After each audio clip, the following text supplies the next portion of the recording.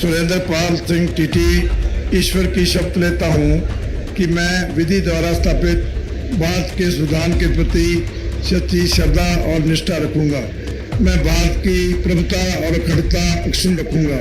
मैं राजस्थान राज्य के राज्य मंत्री स्वतंत्र प्रभार के रूप में अपने कर्तव्यों का श्रद्धापूर्वक और शुद्ध अंतर्करण से निर्वहन करूंगा तथा मैं भय या पक्षपात, अनुराग या द्वेष के बिना किसी प्रकार के लोगों के प्रति संविधान और विधि के अनुसार न्याय करूंगा।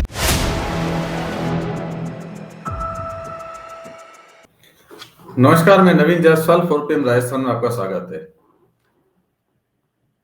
अभी ये शपथ आपने सुने हुए सुरेंद्र पाल सिंह टीटी की शपथ थी और इस शपथ ने के जरिए एक बार फिर बीजेपी ने सबको चौंका दिया, जैसा कि वो हर बार करती आ रही है। चुनाव में टिकट बांटने से लेकर मुख्यमंत्री का चयन और मंत्रिमंडल का जब विस्तार हुआ, वो मंत्री बनाया गया, तो सुरेंद्र पाल सिंह टीटी के नाम ने सबको चौंका दिया, क्योंकि सुरेंद्र पाल सिंह टीटी अभी विधायक नहीं है। यदि कांग्रेस प्रत्याशी का निधन नहीं होता और 25 नवंबर को वोटिंग हो जाती तो शायद सुरेंद्र पाल सिंह टीटी की सीट का भी फैसला आ गया था और शायद अगर वो जीते होते तो विधायक हो गए होते। लेकिन कांग्रेस प्रत्याशी गुरमीत सिंह कुन्नर के निधन के बाद में चुनाव आयोग ने यहाँ पर चुनाव स्थगित कर दिया था और अब वहां पर उपचुनाव हो रहे हैं। उपचुनाव के अंदर 5 जनवरी को वोटिंग होनी है। उस सीट पर आचार संहिता लगी हुई है, लेकिन इस बीच में गुरमीत सिंह कुन्नर को बीजेपी ने मंत्री बना दिया, राज्य मंत्री स्वतंत्र प्रभार के रूप में। इसको लेकर एक बार फिर हलचल तेज हो गई है। कांग्रेस इसको लेकर विरोध जता रही है कि जब आदर्श आचार संहिता लागू है तब उस प्रत्याशी को कैसे मंत्री बनाया जा सकता है। इसको लेकर बयानबाजी शुरू हुई है। क्या विवाद है और कांग्रेस क्या कहना चाह रही है, पहले मैं आपको वो दिखाता हूँ। पूर्व मुख्यमंत्री अशोक गहलोत ने सोशल मीडिया पर पोस्ट डाली है और कहा है कि श्रीकरणपुर में 5 जनवरी को होने वाले मतदान की आचार संहिता के प्रभावी होने के बावजूद वहां से भाजपा प्रत्याशी को मंत्री बनाना आचार संहिता का स्पष्ट उल्लंघन एवं वहां के मतदाताओं को प्रभावित करने का प्रयास है। चुनाव आयोग को इस पर संज्ञान लेकर अविलंब कार्रवाई करनी चाहिए। इस तरह के असंवैधानिक कदम उठाना लोकतंत्र में दुर्भाग्यपूर्ण है। यह भाजपा आलाकमान के अहंकार को दर्शाता है। उधर प्रदेश कांग्रेस अध्यक्ष गोविंद सिंह डोटासरा ने भी इस पर आपत्ति जताई और बयान जारी किया है। का जो अहंकार है वो सातवें आसमान पर है। वो न संविधान को मानते हैं, न कानून को मानते हैं, न प्रजातंत्र की आवाज सुनते हैं। आपने लोकसभा में भी देखा होगा किस प्रकार 140 से ज्यादा सांसदों को निकाल दिया गया, उनकी बात नहीं सुनी गई। और आज तो उनके अहंकार की पराकाष्ठा है। चलते चुनाव में 5 तारीख को श्रीकरणपुर का चुनाव है। वहां पर भारतीय जनता पार्टी के प्रत्याशी श्री सुरेंद्र पाल टीटी साहब है। 5 तारीख को मतदान होना है। आदर्श आचार संहिता लगी हुई है। लोगों को प्रभावित करने के लिए, मतदाताओं को प्रभावित करने के लिए उन्होंने जानबूझ करके उनको राज्य मंत्री की शपथ आज दिलाई है। मैं समझता हूं कि ये इनका जो प्रयास है ये कामयाब नहीं होगा, लेकिन हमें आपत्ति है।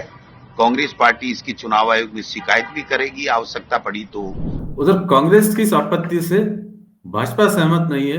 पूर्व नेता प्रतिपक्ष राजेंद्र सिंह राठौड़ ने सोशल मीडिया पर भी इसका जवाब भी दिया। संविधान के आर्टिकल 164(4) में निहित प्रावधानों के तहत किसी भी व्यक्ति को बिना निर्वाचित हुए 6 माह तक मंत्री पद धारण करने का अधिकार है। इस संवैधानिक प्रावधान के अनुसार मुख्यमंत्री जी की सलाह पर महामहिम राज्यपाल महोदय द्वारा किसी भी व्यक्ति को मंत्री पद की शपथ दिलाई जा सकती है। उसके बाद 6 महीने के अंदर उसे विधानमंडल का सदस्य निर्वाचित होना जरूरी है।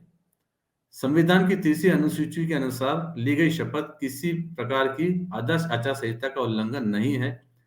पूर्ववर्ती सरकार में भी मंत्री पद पर रहते हुए दर्जनों मंत्रियों ने चुनाव लड़ा है।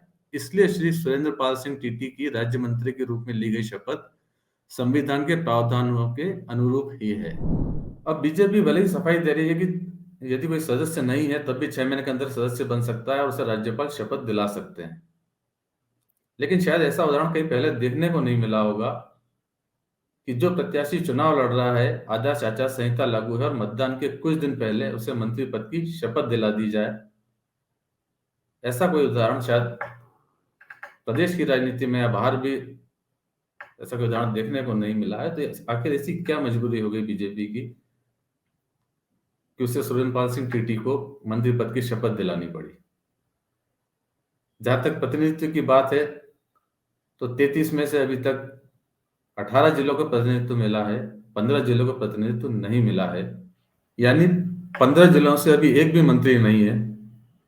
यदि जातिगत समीकरण की बात की जाए तो सुरेंद्रपाल सिंह टीटी सिख समाज से आते हैं, मगर जातिगत समीकरण साधने की अगर बात हो तो कई ऐसे समाज है जिनमें अभी नाराजगी है कि उन्हें पर्याप्त प्रतिनिधित्व नहीं मिला है।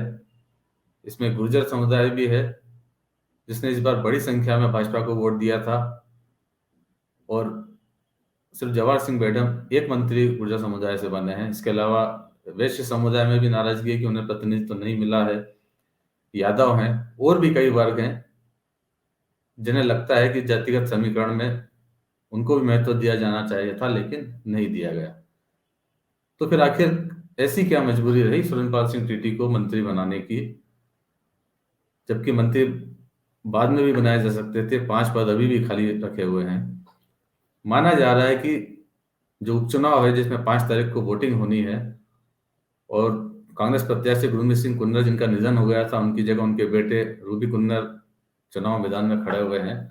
उनके साथ एक सहानुभूति लहर दिखाई दे रही है।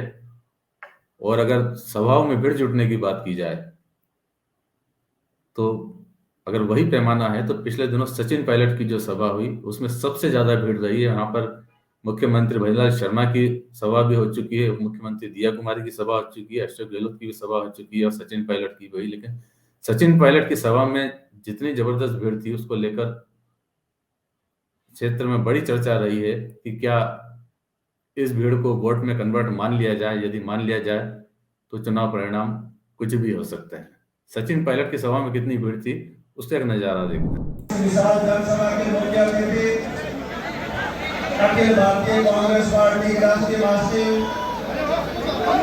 राजस्थान प्रदेश के पूर्व अध्यक्ष एवं राजस्थान प्रदेश के पूर्व मुख्यमंत्री जेआईसीसी के सचिव श्री कुलदीप इंद्रा जी, पूर्व मंत्री श्री गोविंदराव मेघवाल जी, हमारे लोकप्रिय विधायक, युवाओं के अध्यक्ष और लोकप्रिय विधायक श्री अभिमन्यु पूनिया जी, प्रभारी श्री जियाउर रहमान जी, हनुमानगढ़ की सम्मानित टीम, साथियों आप लोगों का हौसला देख करके तो माना जा रहा है कि सचिन पायलट की सभा ने और क्षेत्र के माहौल ने और जो समीकरण है उसने शायद भाजपा को हिला के रख दिया कि कहीं ऐसा ना हो कि उपचुनाव में हार का मुंह देखना पड़ जाए और सरकार का जो पहली परीक्षा है उसी के अंदर सरकार के फेल होने का लेवल लग जाए, और जो जीत का मजा है प्रदेश पे उसमें विधानसभा चुनाव में जीत का मजा खराब हो जाए, और लोकसभा चुनाव के पहले एक बार फिर माहौल बदल जाए।